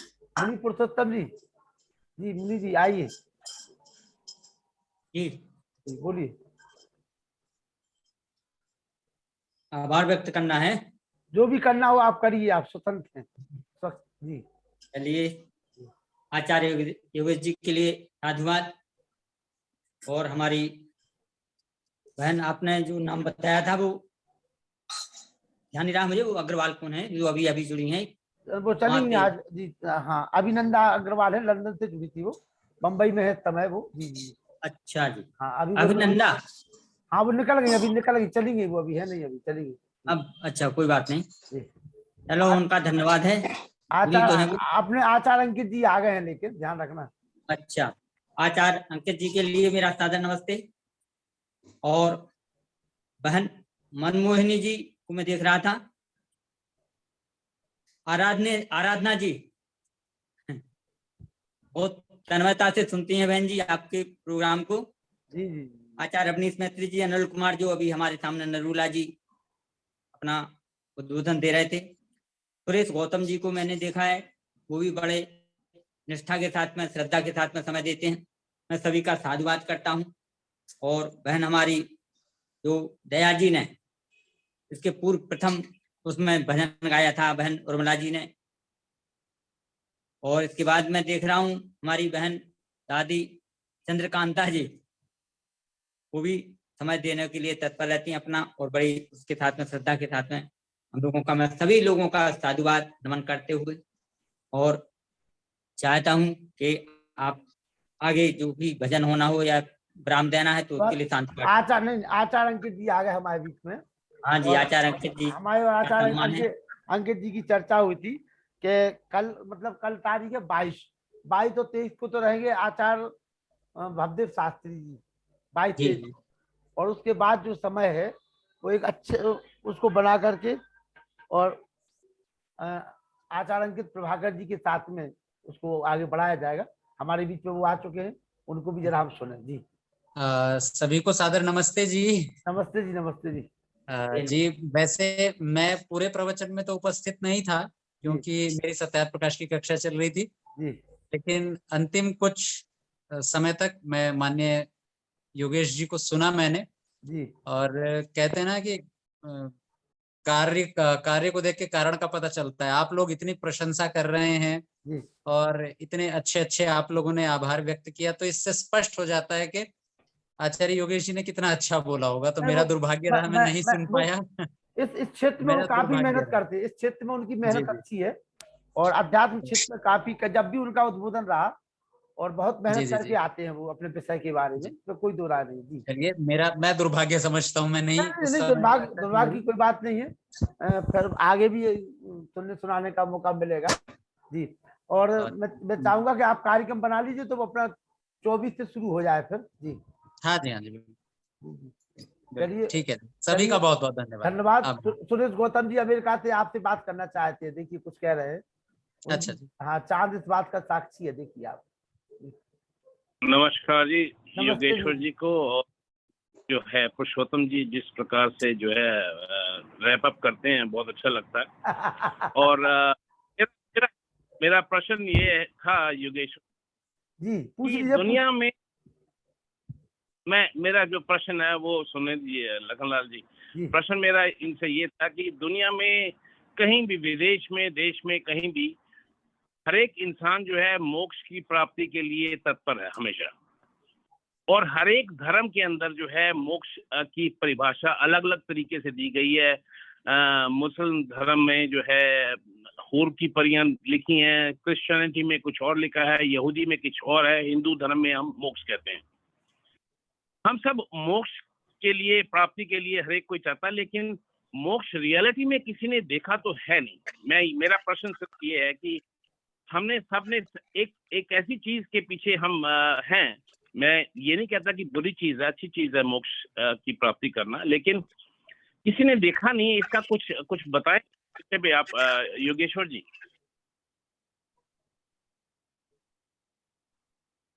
योगेश्वर जी, आपसे मेरा प्रश्न था जो आपने सुना या जी मैंने आपका प्रश्न सुना, और वास्तव में ये प्रश्न नहीं है, बुरा ना माने, यह प्रश्न नहीं है। क्या है यह मैं नहीं बतलाना चाहता, किंतु यह प्रश्न नहीं।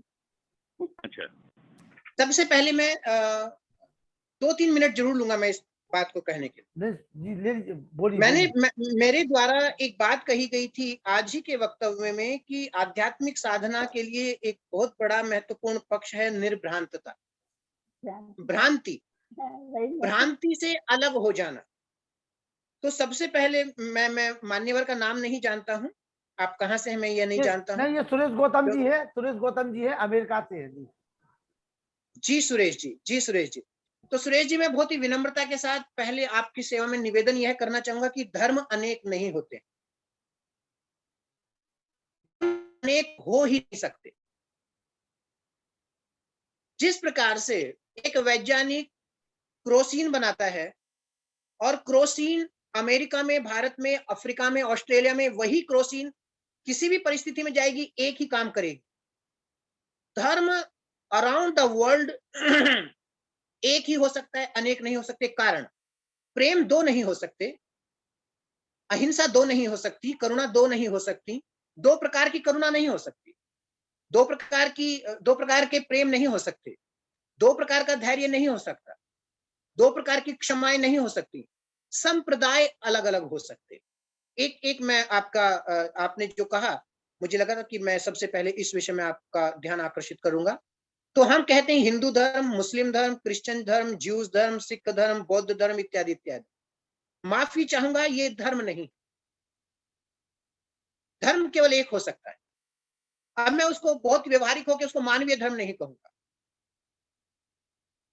आप उसको कोई और नाम दीजिए, मुझे कोई समस्या नहीं, किंतु धर्म दो नहीं हो सकते। हाँ, ये विचारधाराएं हैं, तो हम इनको संप्रदाय कह सकते हैं।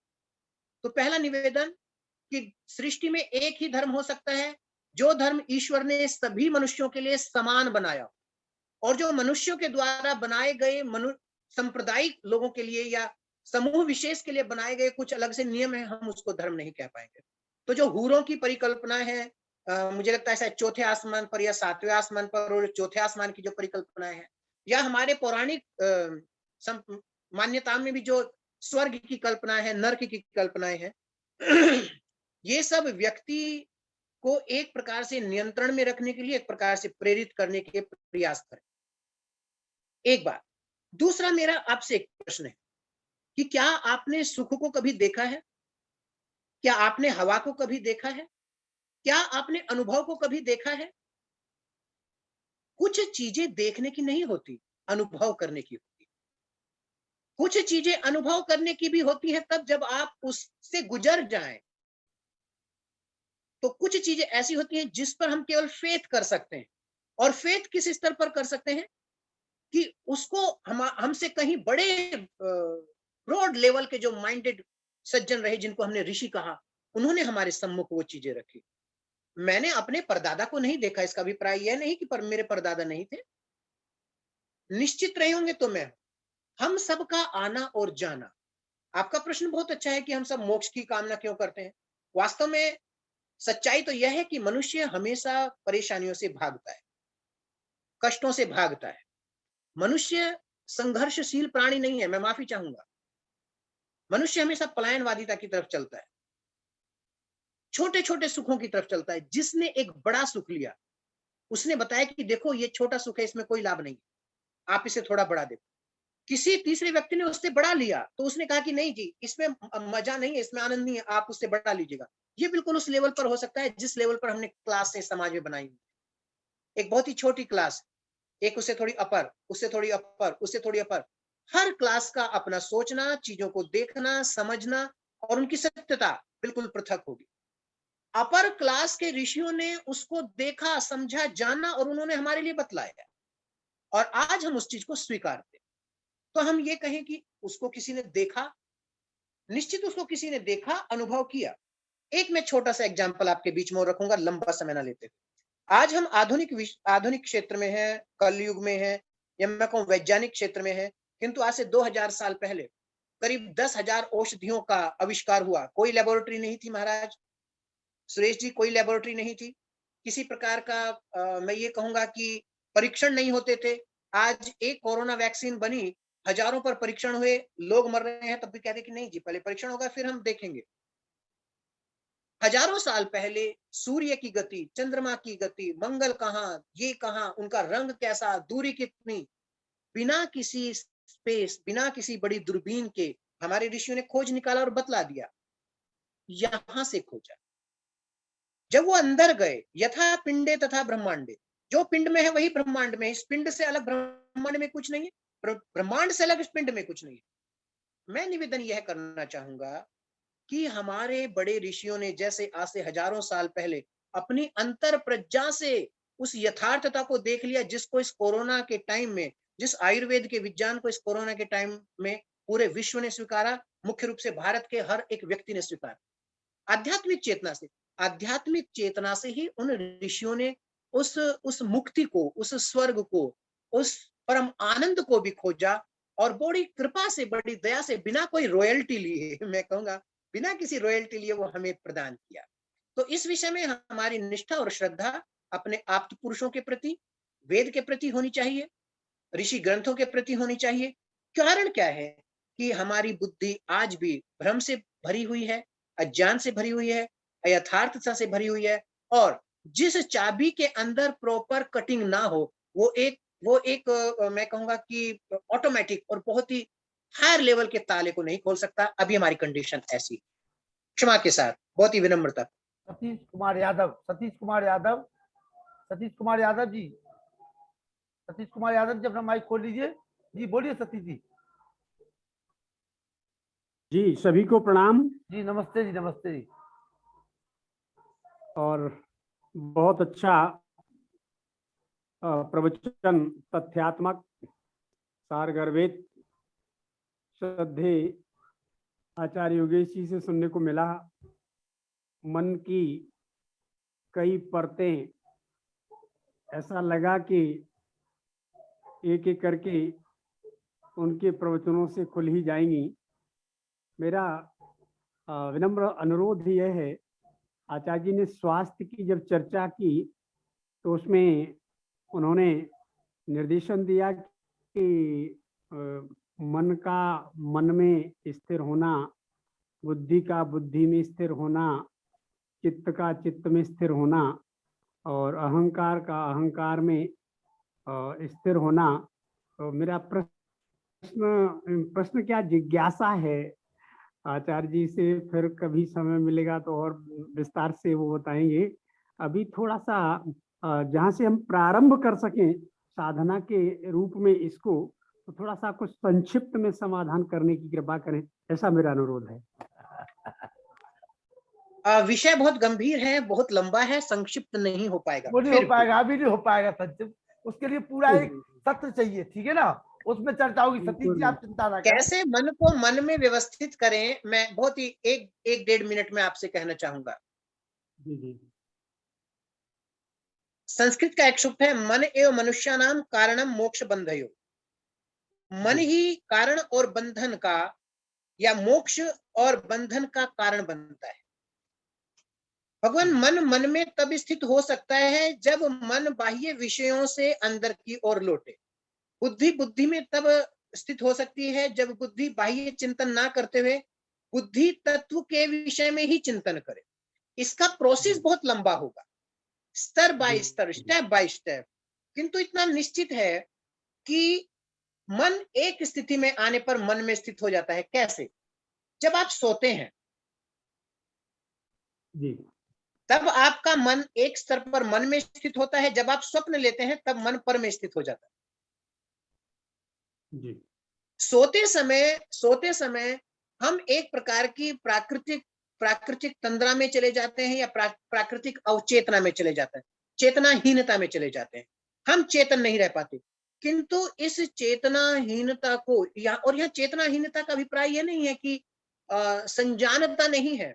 मन उस समय भी विषयों को ग्रहण करता है। संक्षेप में मैं बहुत ही विनम्रता के साथ कहूंगा, मन के अंदर एक जैविक घड़ी है। 4 बजे की भर के सोए तो 4 बजे स्वतः आंख खुल जाएगी। अपितु यहाँ इसका अभिप्राय जो अचेतना का जो अभिप्राय है वो यही है कि मन विषय के साथ सीधे संपर्क में नहीं रह पाता। साधना में जब हम उस स्थिति में पहुंचे कि मन विषय के साथ सीधे संपर्क में ना हो, तब मन में लौटने लगता है। जी ठीक है।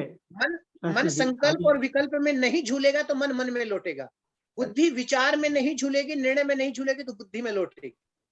चलिए, चंद्रकांता जी भी रिसर्च कर रही है कुछ, उनकी भी रिसर्च देख लीजिए। 2 मिनट का समय उनके लिए भी दे दीजिए। जी आइए। हाँ जी आचार्य जी, योगेश जी, आज का हार्दिक धन्यवाद। इतना गूढ़ विषय को आपने बड़ी अनुपम, बड़े विलक्षण ढंग से हमारे सामने प्रस्तुत करने का प्रयास किया। बड़ा आनंद आया। और विशेषकर जब आपने आरंभ किया कि स्वतंत्र आचरण, स्वतंत्र चित्र और स्वतंत्र बोध, ये हमारे अधिकार में है। जब तक हम इस ओर नहीं बढ़ेंगे, हम आगे एक कदम भी आगे नहीं बढ़ा सकते। अभी मेरे भाई साहब प्रश्न कर रहे थे कि भगवान को किसने देखा है, आपने देखा है, हम कैसे विश्वास करें। आपने बड़ा अच्छा उत्तर दिया। इसके साथ मैं ये भी जोड़ना चाहती हूँ कि आज के वैज्ञानिक युग में जब हम अल्फा बेटा वगैरह के निर्णय पर विश्वास कर लेते हैं, तो हम अपने प्राचीन साधु संतों और प्राचीन विद्वानों ने, जिन्होंने साक्षात्कार किया है, आप पुरुषों ने, उन्होंने हमें लिख कर दिया, हम विश्वास क्यों नहीं करते? हमें क्यों भ्रांतियां आ जाती हैं? माता चंद्रकांता जी, निभ्रांत रहना ही अति आवश्यक है। हमारे भाई आचार्य अंकित प्रभाकर जी का भी कुछ प्रश्न है, तो वो आए। जी अभी माननीय योगेश जी ने मोक्ष वाली बात पर बहुत अच्छा सा उत्तर दिया, उनका बहुत बहुत धन्यवाद। उसमें एक विचार मेरा उठा, हालांकि एक उत्तर के बाद में विद्वान के बाद बोलना पता नहीं क्या इसका प्रभाव रहेगा। कोई बात नहीं, बोलिए, ये तो सब प्रश्न किन्होंने लखनलाल जी जी किन्होंने प्रश्न पूछा था मोक्ष वाला? ये तक ने पूछा था, सुरेश गौतम जी है अमेरिका से, उन्होंने पूछा था। सुरेश गौतम, चलिए, माने सुरेश गौतम जी का जो प्रश्न था, 2 उनकी बातें थी। एक तो मोक्ष की अवधारणाएं सबकी अलग अलग है, हम किसको माने। दूसरा, मोक्ष के लिए जो प्रेरित करते हैं, मोक्ष के लिए चलो चलो, जब देखा नहीं किसी ने तो कहाँ जाएं। तो मेरा अपना व्यक्तिगत जो विचार है, हम सबने मोक्ष देखा है। मोक्ष हमारे लिए कोई ऐसी चीज नहीं है जो हमने नहीं देखी। मोक्ष का मतलब होता है छूटना दुखों से, और हम रोज दुख से छूटते हैं। हमें रोज दुख आते हैं और दुख से हम बचते हैं, लेकिन समस्या ये है वो 1-2 मिनट का होता है, 1 घंटे का, 2 घंटे का होता है। तो जैसे हम अनाज का एक दाना खाएं और हमें लगता है कि अनाज तो पर्याप्त मात्रा में होना चाहिए, एक दाने में तो प्यास नहीं, मतलब भूख नहीं मिली, तो बस थोड़ी देर के लिए दुख से छूटना मोक्ष है। लेकिन परमानेंट छूट जाना वो बड़ा वाला मोक्ष है।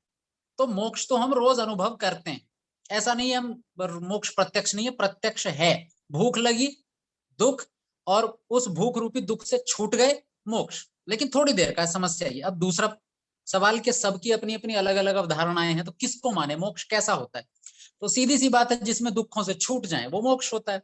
अब जन्नत में जाकर के वही चीज मिलने वाली है जो इस दुनिया में मिल रही थी, शराब और भोग विलास की चीजें, जिनमें दुख छिपा ही हुआ है। तो चीजों के साथ तो दुख जुड़ा ही हुआ है, वो मोक्ष हो ही नहीं सकता, परमानेंट दुख से छूटना नहीं हो सकता। और एक अंतिम बात, इसके लिए हालांकि बहुत ज्यादा समय चाहिए पर नहीं है, जो भी हम सुख अनुभव करते हैं इस दुनिया में, वो केवल जानकारी का सुख होता है। जितना मैंने अभी तक समझा, जानकारी का सुख होता है मात्र। मेरी आत्मा में रोटी का टुकड़ा नहीं जाता, केवल उसकी अनुभूति जाती है कि कुछ खाया है। मेरी आत्मा में पानी नहीं जाता, बस पानी है इसकी जानकारी मात्र जाती, और कुछ नहीं जाता। सुख तो आत्मा को होता है, आत्मा तो रोटी खाती नहीं है, तो आत्मा को सुख कैसे मिला? केवल जानकारी का कि रोटी आ चुकी है, पानी आ चुका है। तो मोक्ष में भी जो सुख है या कहीं भी, वो जानकारी का ही सुख हो सकता है, कहीं भी। तो इसलिए मोक्ष हम रोज अनुभव करते हैं, बस हमें स्थायी सुख चाहिए, स्थायी दुखों से मुक्ति चाहिए, उसी का नाम मोक्ष है। आप कोई और नाम दे सकते हैं। और दूसरा, मोक्ष में सुख कैसा होना चाहिए, शराब की नदियों का या कोई और? तो जो सुख दुनिया में है केवल जानकारी का सुख, वही मोक्ष में होता है, जानकारी का सुख। तो ये मैं थोड़ा कहना चाहता था, हालांकि 1-2 मिनट में शायद नहीं समझा पाया हूँ, क्षमा चाहता हूँ बीच में टोकने के लिए। नहीं, आपका उद्देश्य समझ गया मैं। ठीक है जी। चलो समझ में आ गई। अपने देखिए ये आर्यों का महाकुंभ है जी। चलिए मुनि जी, अब आ जाइए, शांति पाठ करा दीजिए, फिर मिलते हैं। अंकित जी बना लीजिए फिर 24-25 जी ना। अभी हमें विषय भेज दीजिए आप, हम ताकि लोगों को भेज सकें। ठीक है जी। मेरे साथ एक समस्या हो रही है, अभी जो प्रकरण चलने वाला है सत्यार्थ प्रकाश पर, वो पाठ्यक्रम का है, अष्टाध्यायी कैसे सिखाएं, बड़ा जटिल प्रकरण है। तो मैं सोच रहा हूँ एक बार वो जल्दी से निकल जाए ना। इसको निकाल दीजिए, अपन को इतने कठिन नहीं रखना है यहाँ पे। हाँ, तो थोड़ा सा रोचक आए ना, तो उस रोचक को प्रारंभ करें। यहाँ तो चुनिंदा चीज चाहिए, चुनी हुई चीज जी। चलिए मुनि जी। आचार्य अंकित प्रभाकर जी, बहुत ही सरल शैली में आप अपने शंकाओं का, जिनका शंकाएं उनको समाधान के रूप में रख देते हैं, और बड़ी उसके साथ में सरलता के साथ में समझ में भी आ जाता है। मैं आपका साधुवाद करता हूं, और चाहता हूं कि आप कभी भी, जैसे अभी लखन लाल जी आपसे अनुरोध कर रहे हैं, तो आप अपनी जो भी प्रक्रिया है उनसे फ्री हो जाइए, फिर आपको फिर सुनना चाहेंगे हम लोग। ठीक है, सभी के लिए धन्यवाद, साधुवाद, और शांति पाठ करेंगे। ओम देव शांतिरंतरिक्षं शांति, पृथ्वी शांतिरापः शांतिरोषधयः शांतिः, वनस्पतयः शांतिर्विश्वदेवाः शांतिर्ब्रह्म शांतिः, सर्वं शांतिः शांतिरेव शांतिः, सामा शांतिरेधि। ओम शांति शांति शांति। ओम। सभी के माइक खुले हुए हैं, सभी को सादर नमस्ते। खास तौर से वैदिक धर्म की जय। गौतम जी, ऐसे नहीं, अरे चंद्रकांता जी आप जयकारा लगवाइए माता जी जी। जो बोले सो अब है, वैदिक धर्म की जय। बोलो महर्षि स्वामी दयानंद की जय, विरजानंद की जय, मर्यादा पुरुषोत्तम श्री रामचंद्र की जय, योगेश्वर श्री कृष्ण चंद्र की जय, रक्त साक्षी पंडित लेख राम जी की जय, भारत माता की जय। सत्यार्थ प्रकाश पढ़ते रहें, वेद की ज्योति जलती रहे, ओम का झंडा ऊंचा रहे, वैदिक ध्वनि।